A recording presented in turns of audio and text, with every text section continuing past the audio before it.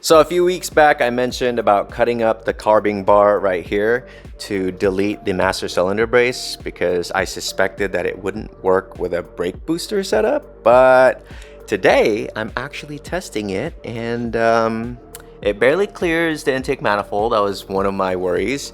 But here's a longer bolt because everyone and their mom was like, "Get a longer bolt. Why would you cut it up? That's just sacrilegious."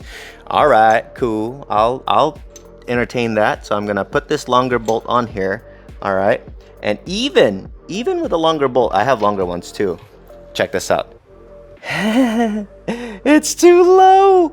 You know why it's too low? Because the master cylinder is actually moved up, what, like 25 millimeters or whatever. So I already figured that. So I was like, I'm gonna have to just cut this off right here and then use Honed's master cylinder stopper, this guy right here, and it obviously clears because they designed it for this reason.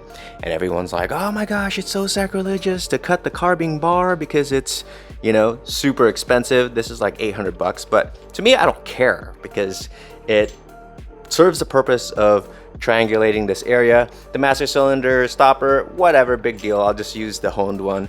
Here's the honed assembly fully installed. So depending on your setup, you might need to shim it a little bit with a washer, and I actually kind of clearanced it a little bit so it slides a little bit more forward.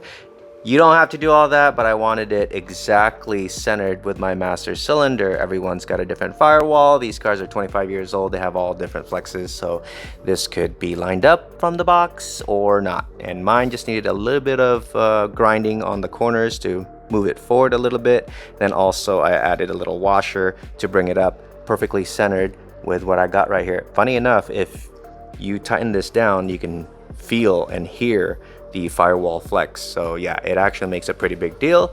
And this one, it's the most solid one I've ever seen.